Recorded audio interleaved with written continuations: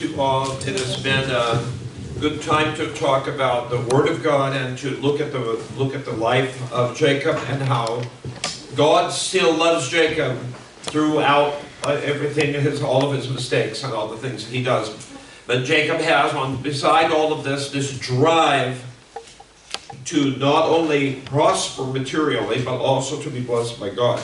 And sometimes in the capitalist society, when we say, I'm really blessed, we mean materially.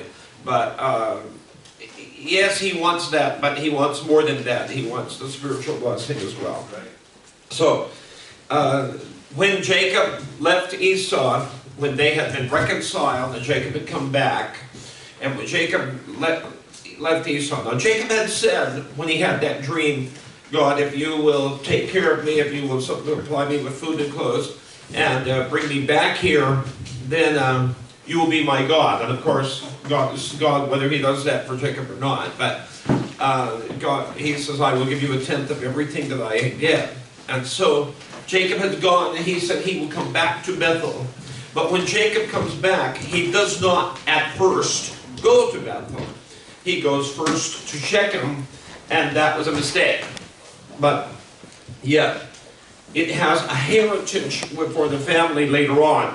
Many years later, Jesus is talking to the Samaritan woman at Jacob's well in Shechem. So, and Jacob gets some land in Shechem, where later on Joseph is buried. So it becomes part of their heritage anyway. And but what Jacob should have done is go back to Bethel and renew his vows there. But he had not. He didn't do that immediately. And he went to Shechem. Now, Shechem is a town name, but it is also a person's name. There is a man who is a leader of that area, one of the local Amorites, Canaanites, and his son's name is Shechem. And this person, he loves Dinah, who is the sister of these 12 brothers. And in his love, I'm putting that in quotation marks, he rapes her, and then the way he looks at it is kind of the way modern society sometimes looks at it is, oh, I love her, therefore I did this. Okay. And the family, Jacob's family, says it is something that should not be done in Israel. And the same phrase is used by another Tamar, David's daughter, long later, same woman's name, but she uses the same expression. Now, if we hear that expression, it is something that should not be done. Sometimes we say, well, how strong a statement is that? Does that mean we slap their hand? That was naughty, naughty, naughty. You shouldn't have done that. No, it's a bit stronger than that, because they're saying it is absolutely taboo. It is absolutely forbidden, and it carries heavy penalties for doing it. So they say it must not be done. It should not be done. They're speaking very, very seriously. And so Shechem talks to his dad talks to Jacob, and Jacob and his family are abhorred by what has happened, but Shechem says, I want to marry this girl. And so he says, through his father, he says, whatever bride price you set, I'll pay. I just want to marry this girl. So then, Jacob's sons. Jacob is getting pretty elderly now.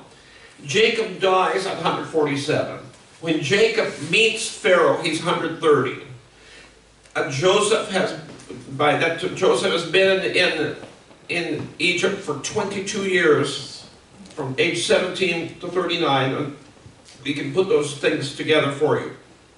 But because when Joseph, it says he was 17 when he went into captivity, and it says he was 30 when he became the vizier or the prime minister of Egypt, and it says that 7 years of famine and 7 years of blessing and 2 years of the famine had taken place by the time his family joined him in Egypt.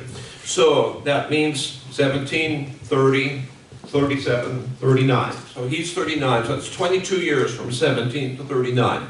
So if you go to Jacob's life and subtract 22 years from 130, then so that's how you get back to how old he is when Joseph went into captivity, okay?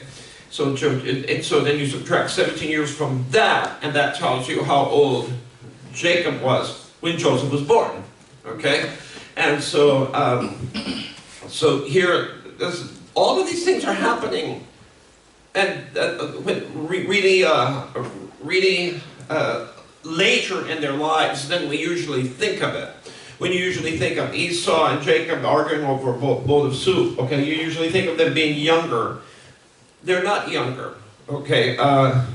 If you want to consider the fact that Joseph was born late in Jacob's time in Laban's area, and then Jacob was up there for 20 years, and so you subtract that.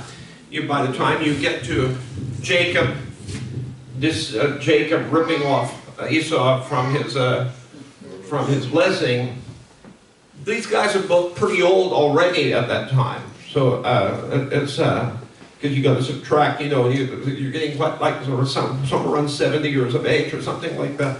By the time you subtract all of these years off of their life, and you get back there. So they're not spring chickens when that story is taking place. When that, another factor you could put in here is Isaac lives to be 180. Isaac thought he was near death. He was already blind and bedfast. But Jacob went off and came back, and Isaac was still living. Okay? After those 20 years had gone by, he comes back, and Isaac's still around. Now,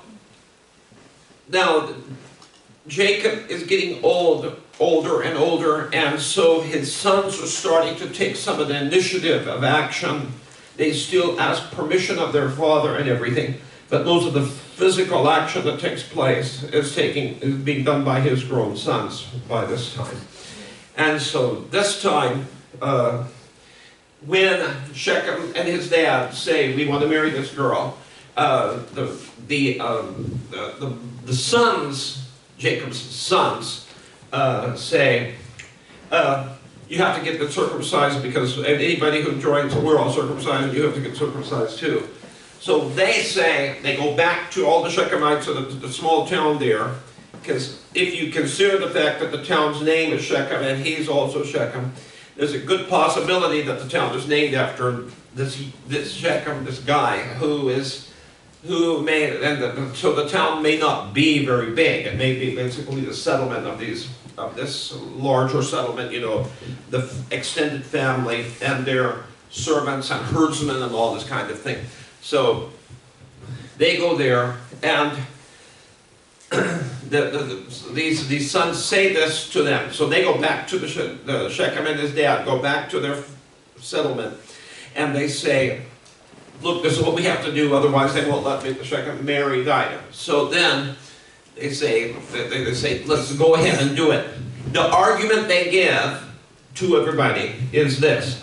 They say, if we intermarry with them, eventually all of their herds will be ours, if they'll assimilate into our culture. And then, apparently, Jacob and his extended family have quite a lot of herds. So because it's saying, yeah, we can get that. So on this argument, they persuade everybody to get circumcised. While they are still in pain from their circumcision, that's when two men, that is Jacob's second and third sons, Simeon and Levi, go through and they basically slaughter everybody they can. So now, they were very deceptive. Remember, Jacob was a genius at deception. Jacob was pretty successful at that kind of thing. But now, when his sons are deceptive and murderous and violent at this also, Jacob is not saying, hey, you sure got to put one over on them. That was pretty cool what you guys did. No, he says, that's horrible, he says to Simeon and Levi. He says, that's disgusting, that's terrible what you did. And Jacob is afraid. He's afraid that when everybody finds out what he's done, what his sons have done, that they'll all, and that surrounding settlements will all gang upon them and slaughter them in retaliation. So Jacob's really scared that this is going to happen, and he said, we better get out of here. So they move, but God puts the fear of them. I guess the surrounding settlements, instead of thinking we got to get even with these people and get rid of them, instead their thinking was, 2 guys slaughtered a whole settlement. Well, these people are dangerous, so if they're leaving, good riddance, just clear the road and let them get out of here before they do any more damage. So if you look at maybe the way that others are thinking, the survivors are thinking. So off goes Jacob and his family. Jacob's really scared that everybody's going to kill them all, but they don't, and they let them go, and off they go too. And now Jacob returns to Bethel. And God says to Jacob, beginning of chapter 35, go to Bethel and settle there and build an altar there to God, who appeared to you when you were fleeing from your brother Esau.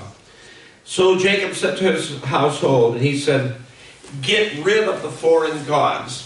Now remember, Rachel had hid her father's household gods. See, a lot of pagan cultures, living in Britain, some of you, if you've just lived in Britain, you may not know about this, but those of you who have emigrated from other countries, you would be aware of this, especially if they're countries with idolatry, that many of these cultures have household idols. That there's like for example, in India, many Hindu families have a puja room, a worship room, and in there they put a lot of the idols that they worship. And even if they even if the house isn't big enough to have a puja room, they usually have a corner of a room or something like that, which that is there. Apparently, Rachel hadn't got rid of all of her old family's superstition. And you will see this all the way through Israel's history, that sometimes they were worshiping Yahweh as if he was one of their gods. Right. Yeah. And when we have done missionary work in India, sometimes we wanted to make sure that the people who come to Jesus Christ are worshiping Jesus as the one true God, the creator of the universe, who has become their Savior by coming to earth and dying on the cross for their sins and rising from the dead. And of course, all of this is in eyewitness accounts. If you ever talk to people and you can say, there's one advantage we have in following Jesus, that we have records of the resurrection and the crucifixion, records that are written by eyewitnesses and during the lifetime of eyewitnesses. And this means that the Bible is a secure record, and it's not something that's dreamed up centuries later by people wondering what Jesus was like or wondering what happened. No, John, in the Gospel of John, John says, as he talks about the spear going into Jesus' eyes, he says, I was there at the cross. I saw this with my own eyes. Peter, in his letter, says that he says on the mountain of transfiguration, he says, I was there present. I saw this with my own eyes, how Jesus began to shine brightly on the mountain of transfiguration. In 1 John 1:1, John says, what we have seen, what we have heard, what we have touched with our hands, that's what we testify to you about. And Luke says, I have interviewed the eyewitnesses, the beginning of the Gospel of Luke. I've interviewed the eyewitnesses, and I have written an orderly account. Luke is not an eyewitness, but he has interviewed the eyewitnesses. When did Luke have a chance to do that? Paul was in jail in Caesarea for 2 years. Luke had a chance to go around and interview people like Mary, okay, or people who had seen Jesus, and so Luke had a chance to do all of this then. And then, of course, Paul in 1 Corinthians 15 says that after Jesus rose from the dead, he was seen by over 500 people, and Paul says, most of those people are living now as I write this. A few of them have died, but most of them are still around. Okay? So you have anybody who says that Jesus was just a historical figure, he was executed by the Romans, and that's the end of the story. No, we have over 500 eyewitnesses to the resurrection. Anybody who says, well, Jesus didn't really die, he just passed out or something and then they resuscitated him. Okay, he didn't really die. No, we have eyewitnesses to the crucifixion. Okay, so Jesus really did die and he really did rise again, and we have eyewitnesses to both things. Okay, so that's the gospel, the death, burial, and resurrection of Jesus Christ. And it's a solid record written by eyewitnesses and during the lifetime of eyewitnesses. And so, you know, when Paul says most of those people are still around, that's a very solid statement, because anybody who knew Jesus, and if Paul says anything wrong, they can say, that's not true, we were there, you know, but he's writing when most of the eyewitnesses are still living. That's how close to the original event the Bible is written. So, by the way, if anybody says that statement itself is just made up and the text is written much later, no, we have fragments that have, we have whole texts from the 300s AD, and we have fragments down to even two fragments down into the 1st century AD. We have a piece of the Gospel of John, we have a piece of the Gospel of Matthew from the 1st century. Now look, okay, I'm 65. If something is written 30 years before, that's during my lifetime, that's when I was 35, okay? So if you have something that's written in the 1st century, even say the 90s AD, or 80s AD, and you have something that's written then, and that's in the lifetime of the people, of the eyewitnesses, okay? John is a young man when he's one of Jesus' disciples. He's still living in the 90s AD, and that's when he passes away around 100 AD. But so he must have been very young. You know, maybe Jesus had disciples of different ages, but the kid, the young one, was John. Okay, and but he was one of those. So when you have manuscripts in the handwriting style of the 1st century, and you say, and now if you want to know about that, I saw one of these manuscripts in Dublin a few years ago in the Chester Beatty collection. There's a museum in Dublin. Chester Beatty is the guy named who collected all of these manuscripts, and one of these is there. Okay, and so you can then, I think in the British Museum they have a bunch of this stuff as well, so you can see it in London as well. Now, I inserted that to try to give you confidence in a skeptical world where many claims have been made and people sometimes are understandably doubtful about the claims that different people make. But we have solid proof for what we're talking about. Now, Jacob returns to Bethel. He is there and he tells them, get rid of all these old idols. Okay? And years later, Joshua, in his farewell address to Israel, says the same thing. He says to them, look, if you want to worship the gods that our ancestor, Abraham's father, who was an idol worshiper, if you want to worship the gods he worshipped, the gods from back in Mesopotamia, back in Samaria, if you want to worship those, go ahead and worship those. Or, if you want to worship the gods from Egypt, where we just came from, okay, you want to worship those gods, go ahead and worship that. But make up your mind. And he says, as for me and my house, we will serve the Lord. Okay. And then, of course, Elijah makes the same challenge. He says, if Baal is God, follow him. If Yahweh is God, follow him. But decide what you're going to do, and then follow through and do it. And so, this is that same thing here, okay? And Jacob says to them, put away these false gods. And so he gets these false gods, and collects them, buries them under a tree, and then, and now we're moving out from here. We're leaving these gods behind. Okay, you can. I mean, you're not stupid people. You can see the spiritual applications of this. We're moving on with our life. We're leaving these things behind. We're putting these old mistakes, old attachments, old things, and we're putting them in our past. We're burying them, and we're moving on away from them. Okay, so that's application to us. And Jacob then keeps moving. Remember, Jacob has to keep traveling. He's a pastoralist. He has herds. You can't keep herds in the same place, or they'll graze right down to the ground. So you have to keep moving with them. So he has to do that. But he sets up a stone pillar in a place where God had talked to him. He pours out a drink offering on it.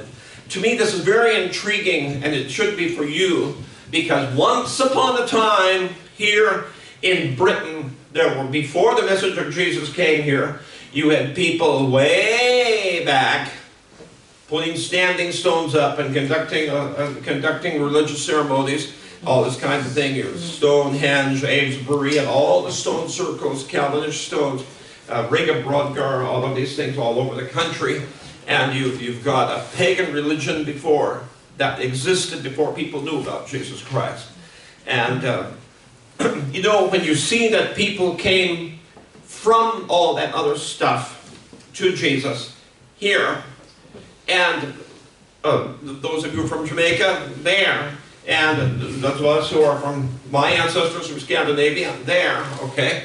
But if you go back far enough, all of us, before we heard of Jesus, our ancestors, all of us, they used to worship various gods that they imagined and dreamed of, okay? And they thought that these were gods. But if we came from that to Jesus Christ, so can the Hindus, the Buddhists, the Muslims, okay? They can come away from a false faith. Now, I know Islam is not idolatrous, but it's in the sense of, you know, stone images or metal images, but in the sense of putting another god ahead of the one true God. Yes, it's idolatrous in that sense. But the encouraging thing is that we can say, if this happened to us, it can happen to them also. Okay? I was in Greece and I went to Olympia. You know, we think of the Olympic Games, but originally the Olympic Games were religious exercises to the gods of Mount Olympus, way back before Christianity. So they, the gods were worth. You can go to Olympia and you can see that. But when I went to different places in Greece and I saw these ruins, okay, you can see the track, you can see the place where the races were held. Then you can go to Delphi, where people were seeking the will of God, where they would tell us what the gods want, tell us what the future holds. And you can see where people were hungry for God and where they went. But now, those gods have all been smashed up. Some of the pedestals, they called them altars, but they were the pedestals of the idols. Those pedestals some of the pedestals are still there. The idols have all been smashed up. The temples have fallen down. It's ruins.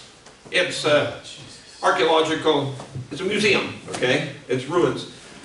And I walked around those and said, someday I want all the temples in India, Hindu temples in India, all those Buddhist temples in Thailand, I want them to be like this, where people wander around the ruins and say, I wonder what everybody used to do here. Because they don't worship that anymore. You know, they've come to Jesus Christ. And so that's what we want for that. Put away the old gods and come. Don't worship the created things, but worship the Creator who made them. In chapter 35, there's the deaths of Rachel and Isaac. Finally, Isaac passes away, and his two sons, Jacob and Esau, bury him. And then there's chapter 36, which is about the descendants. And then chapter 37 starts the story of Joseph. But let's look at this from Jacob's viewpoint. Okay? So we're going to skip a lot of details because we're looking at it from Jacob's viewpoint. Jacob has a favorite son. Jacob was a favorite son, and he saw the damage that that did to his family. But because he was the favorite, maybe he thought that wasn't so bad, you know. But Jacob, now he has a favorite son, which is Joseph. And he gives him all kinds of, shows him all kinds of favoritism. And then Joseph and Jacob is home one time. He sends Joseph off on an errand, go and find out how your brothers are doing. Well, his brothers are not too happy with Joseph because Joseph has already said to his parents and to his brothers that Joseph had dreams in which he saw the sun and moon and stars all bowing down to him, and all of their sheaves, their agricultural crop wrapped up together, their brothers' sheaves and mom and dad's sheaves bowing down to his. So it doesn't, you don't have to be a rocket scientist to catch what that means, okay? So they say, oh right, you think we're all going to bow down to you? So they hate him for that. And they hate him now also because his dad gives him this spiffy outfit, this multicolored, beautiful coat, which they don't have. And so it's, any of you here are older brothers and you have a little brother? Anyone here? You're an older brother and you have little brothers? Okay. And so now I'm an older brother, but I have a sister, so I don't experience that. But did you ever feel about your baby brother? Brat, okay. No, you didn't. You got along well. Okay. All right. Well, this case, it's not that way. They're saying, this little whiny brat, little brother thing. So I'd like to just knock him down once, but it's that's what Joseph's older brothers, how they feel about him. And when he finally searches around, where did my older brothers go? They had traveled to another place with their flocks. So when he finally catches up with them and they see him coming in the distance, they can recognize him by that coat he's wearing. Yes. And they say, oh, here he comes. Okay, here comes that dreamer. And so while he's coming, from the horizon, they're coming toward them. By the time he reaches them, they've decided on a plan.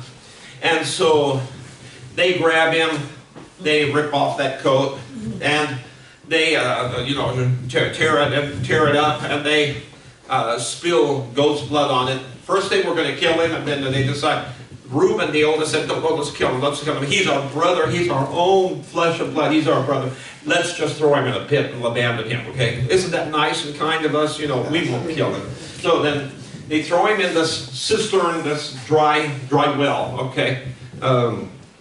So that what they would do is they would dig a pit and they would line it with a waterproofing material so that what little rain fell, it would be retained and not just drain away. So, but it's dry and they toss him in there. And later, when they look back at it, they say, he was pleading for us and we just sat by and ate our dinner and we didn't pay attention to him. So that's what they say later in the story. So that's what's going on. And then while they're listening to him wail in the pit, okay, and they, then some traders come by and Judah says, hey, wait a second, let's not just, what do we profit if we just throw this guy away and abandon him to die? Let's sell him. We can get something for this. So they say, yeah, let's do that. So these traders come by and they sell their brother off to them, and off he goes. Then, of course, they slaughter an animal and put the blood on the goat, and then they bring the goat to their dad and say, we found this. Do you recognize it? Okay, they all recognize it. They all know whose coat this is. So, and Dad says, oh no, some wild animal has attacked him and killed him, and he's been eaten up, and this is what's left. And, oh, my favorite. So he just now, my gray hair, he's old man, my gray hair will go down to the grave in sorrow. And so that's Jacob at this point. Then all the stuff that happens in to Joseph, and they don't know about the dreams. Jacob and his brother, they don't know about the dreams, they don't know about all that stuff. They are off in their place, and then the famine hits them. And they hear that there's food in Egypt, so they go to Egypt to get food. When they arrive there, they have this, everybody tells them there's this food minister. He's a guy who Pharaoh's put in charge of all of this. And so they say, you go and buy food from him. Everybody has to go buy food from him. So they go there, and now what's the difference between these people? We have seen some pictures in the Egyptian tombs and everything where different people whom they conquered would come and pay obeisance to the Pharaoh. And sometimes the Canaanites, the Asiatics, they all have beards, okay? And the Egyptians never have beards, okay? They shave, and also the clothes they wear are different. Okay, it's a very, very hot climate, and there are a lot of nasty insects. And so what they do, the people at the top of the society, they wear this flax material, linen material, which is extremely lightweight, breathes very well, and it's wonderful stuff. And they won't allow the poor people to wear this. You're the poor people. You're the toilers. You're the workers, and you have to wear plain old sheep's skins and wool and stuff like this. And you're not allowed to wear the fancy linen that we wear. Okay, so. When you see these hieroglyphics, not hieroglyphics, but the pictures on the walls, then you can see the Egyptians are always smooth, shaven, and their heads are shaven, and they also have this black coal, male and female. They have this black coal eye stuff on them, and the purpose of this, because they have so many gnats and this kind of stuff, that get in your eyes and everything. This stuff repels insects. So, by the time Joseph's brothers show up in Egypt, Joseph is his food minister, and when Joseph came out of prison, they had to shave and clean up and everything. And so now he looks Egyptian, and he's speaking to all of the people who come to buy food. He's speaking to various people through interpreters. When his brothers come there, he recognizes them, but they don't recognize him, and it's not surprising. I mean, he's speaking Egyptian. They haven't seen him for years, okay, and they haven't seen him for more than 20 years, and so and he's speaking Egyptian, and he's all shaven and everything. He looks totally different, so it's not surprising they don't recognize him. And so then he accuses them. He accuses the brothers of being. He accuses them of being spies. They said, "We're not spies, yes, you're spies. You came up to spy on our land." No, we're not spies. We're all brothers, okay? And we have one father, and there were 12 of us, but one of them died, and one of them's still home, and we 10 were all brothers.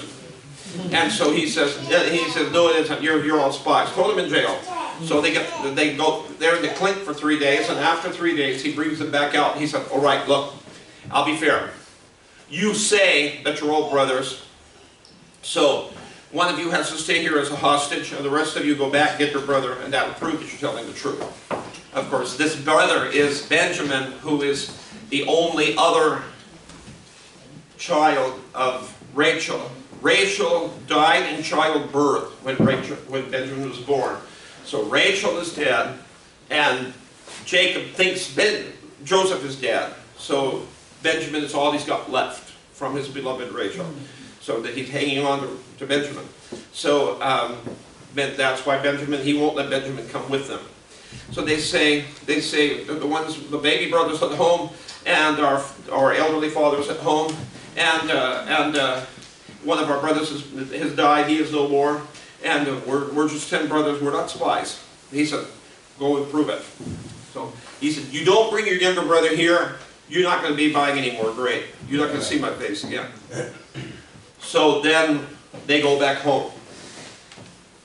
They want to come back and buy more grain, but then they tell their dad, they tell Jacob, "We have to take Benjamin." And Reuben is the oldest brother, and Reuben says, "We have to take Benjamin." And Jacob said, "No, you're not taking Benjamin, Jacob. Benjamin's all they got left from Rachel." So they say, "Well, then we can't go back. There's no point in going back." And Jacob doesn't trust Reuben, and I explained yesterday why he doesn't trust Reuben. So some time goes by, And Jacob says, you know, what are you guys standing around looking at each other for? We don't have any food. Go to Egypt and get food. And then Judah speaks up and says, the man told us you can't come back here and buy food unless you bring your younger brother. Now, there's no reason, he said, now, there's no reason to go back there unless we have Benjamin with us. Jacob said, why did you tell him that you had a younger brother? And so he said, look, the man, he's the big boss, and he asked us all kinds of questions about our family. We told him we have a father. We told him, how did we know he was going to ask us to bring Benjamin back? So they need food. They're starving. Okay. So Jacob says, all right, okay, fine. He says, you can take Benjamin. And he says, there's all this stuff about how their money was returned and they got to take that money back as well. But he says, take Benjamin. He says, take some gifts for the man, appease his anger. And if I am bereaved, I'm bereaved. So if there's nothing I can do. Fate, you know, if I perish, I perish. If I'm bereaved, I'm bereaved. So then off they go again, back to Egypt. And they bring gifts for this food minister who treated them so harshly before. And they bring their money that was put in their sacks. And they bring new money to buy food with.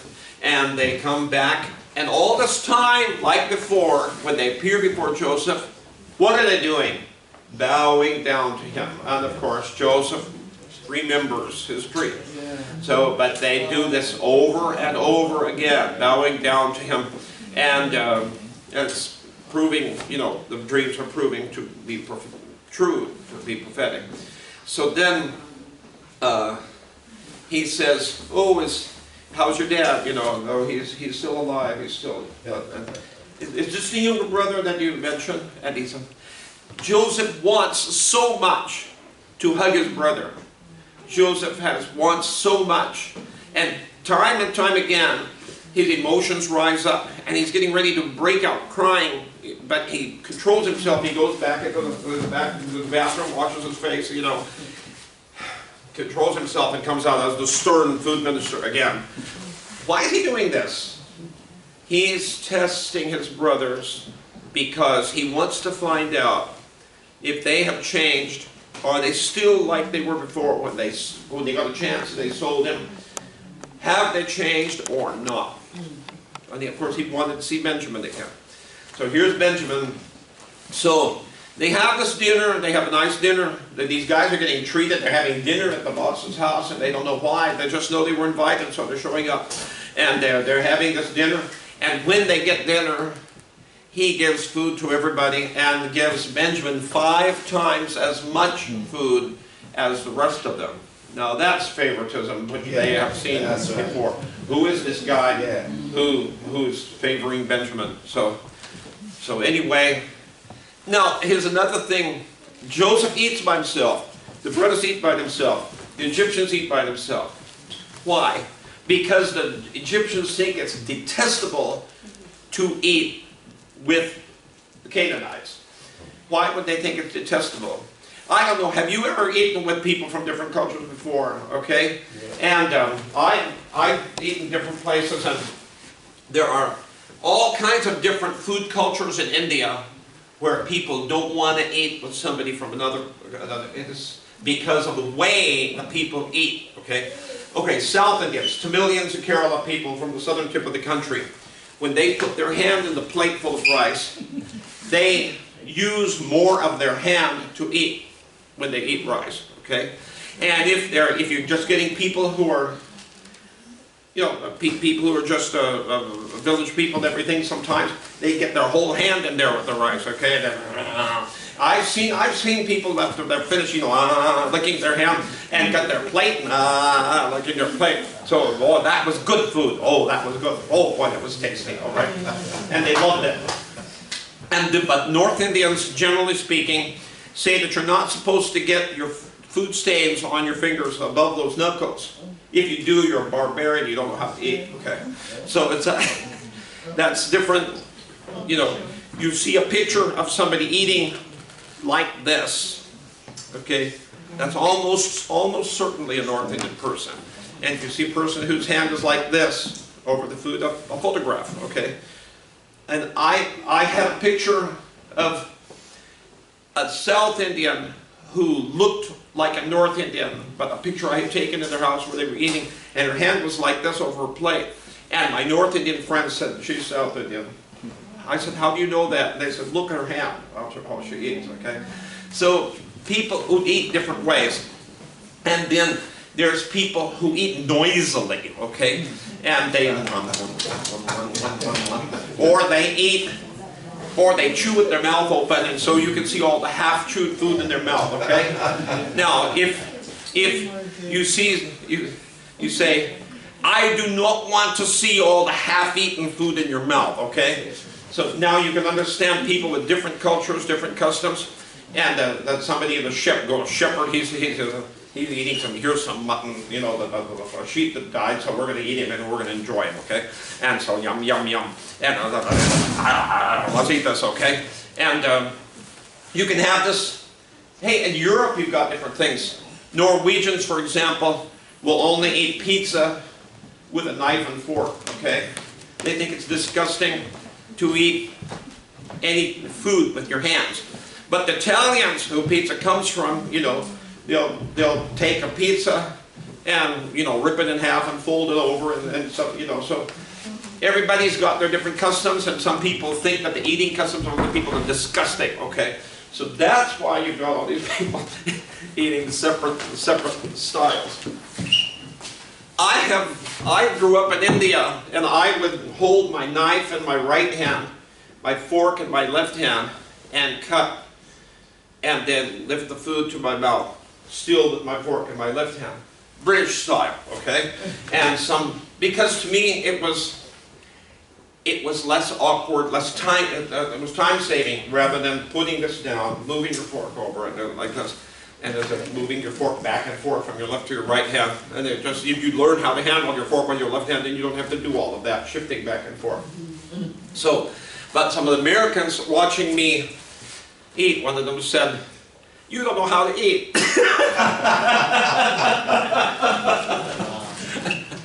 And I said, this is easy. I said, I grew up in India, which is influenced by, parts of India are influenced by British culture, and this is a British style of eating, okay? So that's, this is an example of what you're seeing here. People who just have these very different styles. Now, so Joseph eats separately. He favors Benjamin, and then when he sends them on their way back home, he takes his silver cup, and he tells he says, put the silver cup in the youngest brother's food sack. Send them on their way. After they're on the way, he tells them, now go up and right now and catch them. So they go charging after them, and they tell the brothers, what's wrong with you people? After all the kindness you got to eat at the big boss's house, all the kindness he showed you and everything, and now you go and you steal his silver cup. They say, what? We didn't steal his silver cup. They said, go and search for it, you know. If you find it among all of our stuff, you know, we'll all be your slaves. So then they start searching from the oldest to the youngest. Think of how the tension builds up. You start with Reuben's, you go to Simeon's, you go to Levi's, you go to Judah's, down the list. And as they keep not finding the cup, those brothers are probably, yeah, I told you so. You know, they didn't find this cup. So they're thinking, yeah, so soon will this be over, we can go on our way, all these false accusations. And then in Benjamin's sack, there it is. And then they all, they tear the hair off. Of course, I can't really do that because my hair is already gone. But they go on their way back, and they say to the Egyptian food minister, to the prime minister, they say, what can we say? You know, you found out their guilt. Okay, we didn't know. We don't know how it got there. Yeah, right. Sure. Okay, you don't know how it got there. But here's the test. You see. Benjamin has been highly favored. He got all the extra food. And now Benjamin is accused. This is their chance to be jealous of Benjamin and get rid of Benjamin. It's their chance to do the same thing they did with Joseph. So Joseph has set this up to find out what they're going to do. And so they come back and Joseph says, what is wrong with you people? Don't you know that I can find this stuff out? And so they said, we're sorry, we don't know what happened. And they say, we'll all be your slaves. And he said, no. Only the person who did the wrong deed stays here. The rest of you can go back home. You're not all guilty, just that one's guilty. So the rest of you can go home. Goodbye. And this is when Judah, not Reuben, when Judah, who had told his dad, I will take personal responsibility. And Judah had shown personal responsibility. And so Jacob believed him when he didn't believe Reuben. And now is the deciding point. Judah steps up and says to the prime minister, he says, look, we told you my dad's very elderly, and this is his baby boy, and he's the only one left. His older brother is gone. We don't, he is no more. And this is the only one left.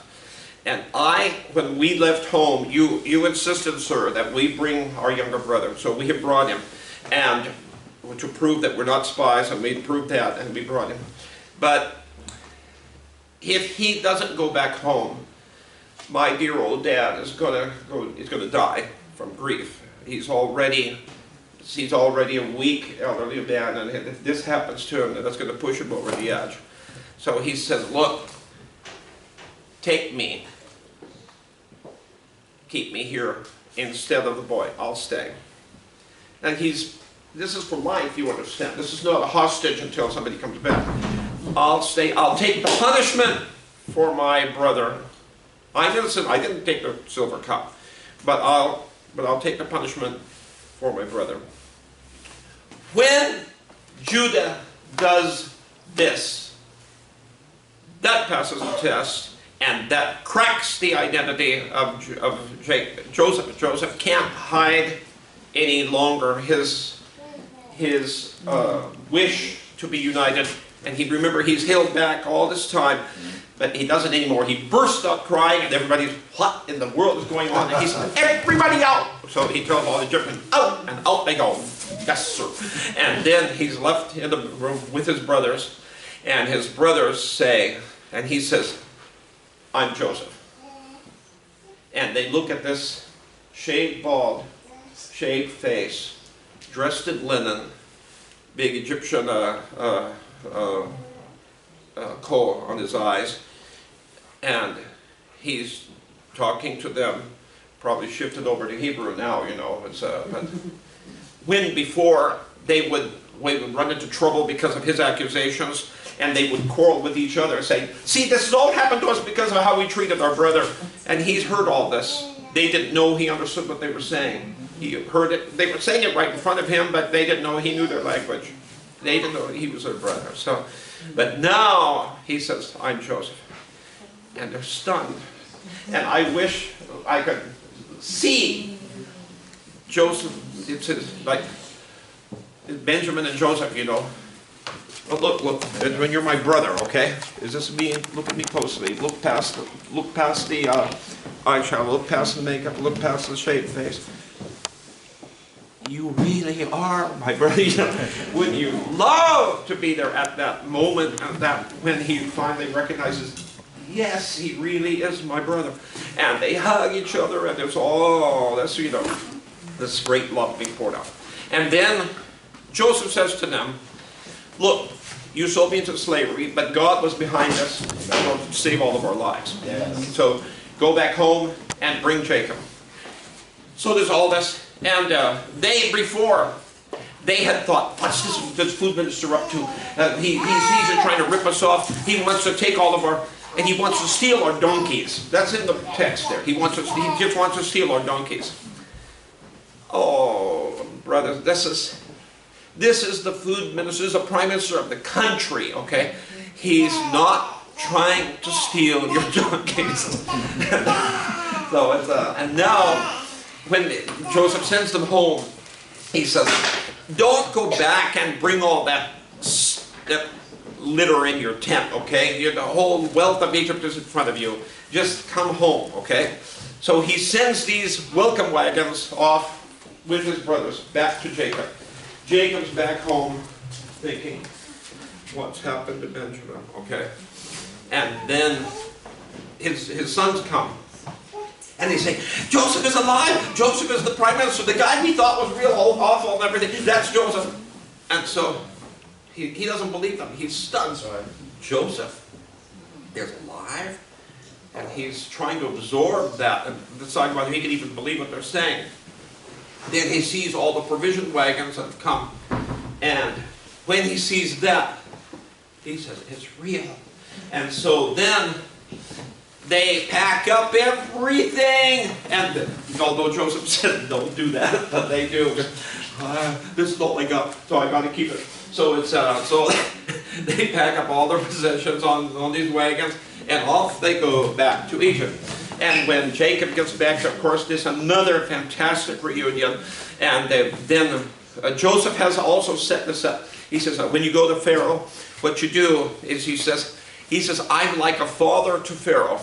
That's a very interesting statement. Yes, that's right. Pharaoh must be a very young Pharaoh. The previous Pharaoh died. Son is now the king. Must be a pretty young person. Okay, the Pharaoh must be a very young Pharaoh. Because after all, Joseph was only 30 when he became prime minister. So if he's like a father to Pharaoh, I wonder how much younger than Joseph was, when he had the vision, when he had the dreams, of the oxen and the sheaves and everything. So now he says, Goshen is the eastern side of Egypt, near the Canaanite area. He says, Egyptians don't like to live in the same area with the shepherds. Your shepherds. And Goshen is very productive land. Yeah. It's in your interest and theirs. They don't want you living next to them, and you will be living in the best place for herdsmen. Okay, so it's really what you want too. So tell them when they ask you what your occupation is. Tell them we're herdsmen. We have been herdsmen all our generations. So they say, okay, we'll say that. We'll tell the Pharaoh that. So they meet Pharaoh, and they say all of this. And he says, good, you go live in Goshen. That's a good place for that kind of activity, that kind of occupation. So everything's working out pretty well. And then Jacob steps forward. Jacob, the great deceiver. Jacob, the great grasper after what everybody else has. Jacob, the one who tries to rip off and gets ripped off by his uncle. Okay, Jacob, who tries to fight with God, for crying out loud. It's Jacob who does all these things. But Jacob, who later has really mellowed down with his old age, and when his sons were violent and deceptive, he said, "This is a terrible way to act, terrible way to behave." And when he thought his youngest boy was going to be lost, he said, "I'll go down to the grave in sorrow." He's not a schemer anymore. That's all gone, and Jacob's really changed. Okay. God loves us just as we are, but God loves us so much that He doesn't just leave us the way we are. He transforms us. Okay? When people say God accepts us, that word accept is like accept Jesus as your personal Savior. This is not a biblical phrase. Okay? Let's go to what the Bible actually says. God so loved the world. Okay?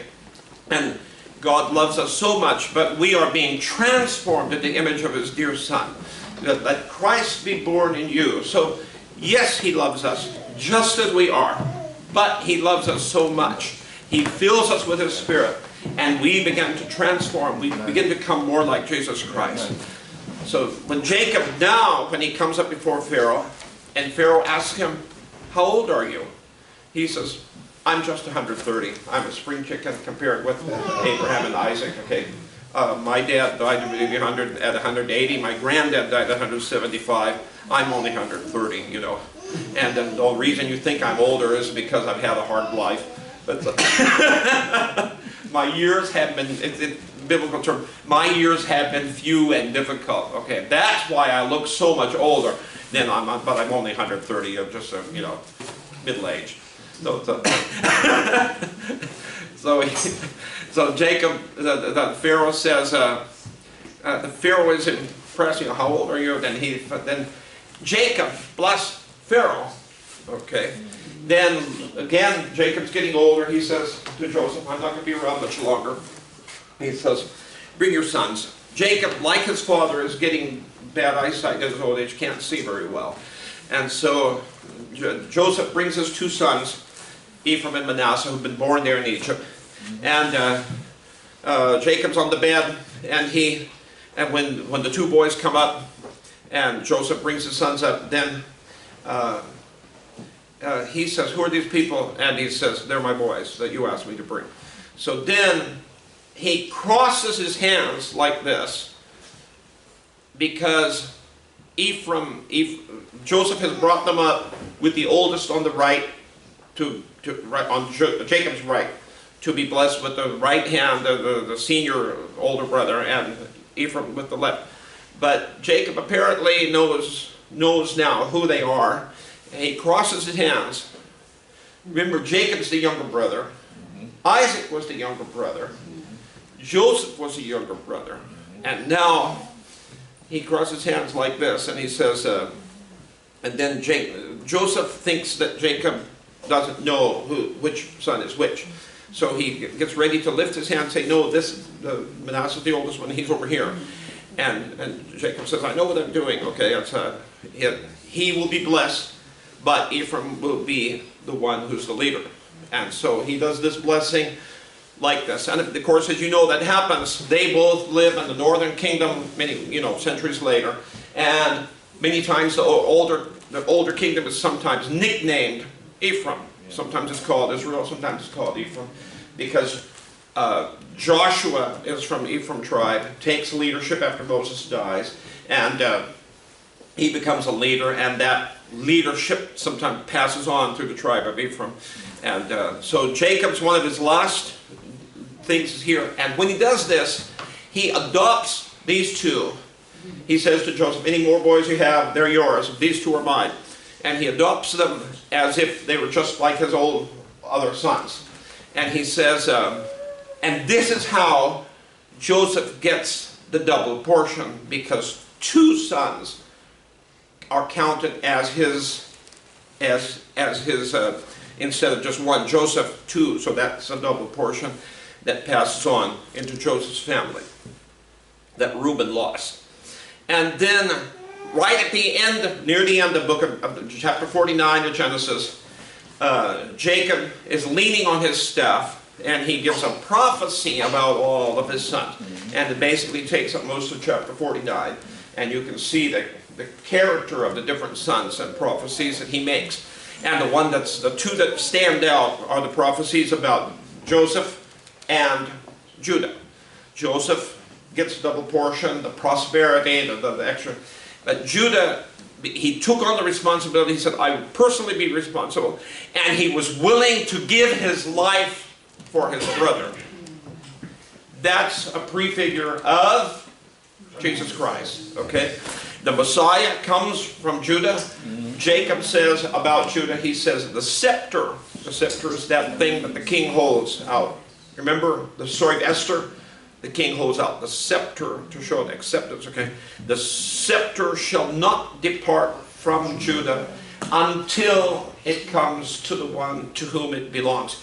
Late in the history of Old Testament history, this passage is quoted almost word for word to one of the last kings of the southern kingdom, just before the Babylonians come in and wipe it out.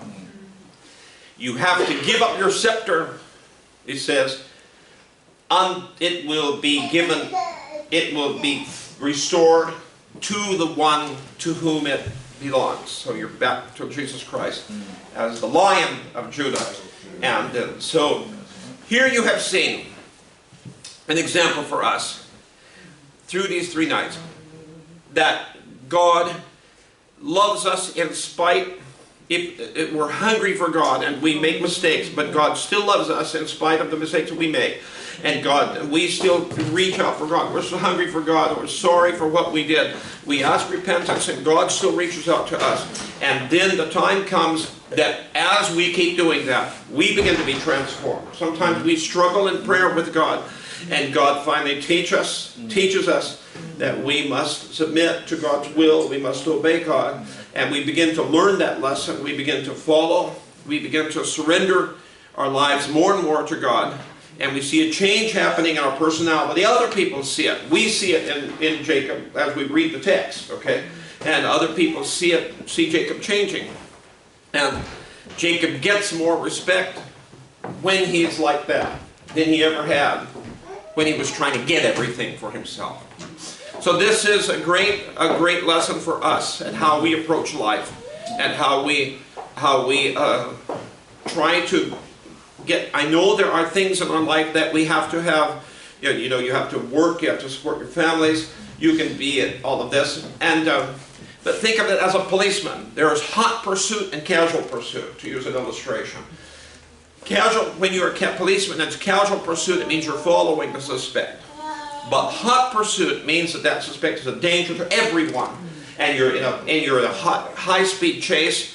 When it's hot pursuit, the policeman risks his car, he risks his life, he risks everything that's have pursuit. Okay? You and me, yes, we have to pursue certain things in order to support our families, to have food, to have clothing. But are we in casual pursuit of that and hot pursuit of Jesus Christ, which is how it should be, okay? Or the other way around. And for a while, we were wondering what Jacob was really pursuing, okay? Because he was doing everything to just get everything he could from, absolutely. But he changes in his life, and he decides that he really is in absolute pursuit of God and not of the other, and the other doesn't matter as much to him. So let's learn from that, and let's be that way too, and we can really live a life that reflects Jesus Christ and spread that good message and good example to everybody around us.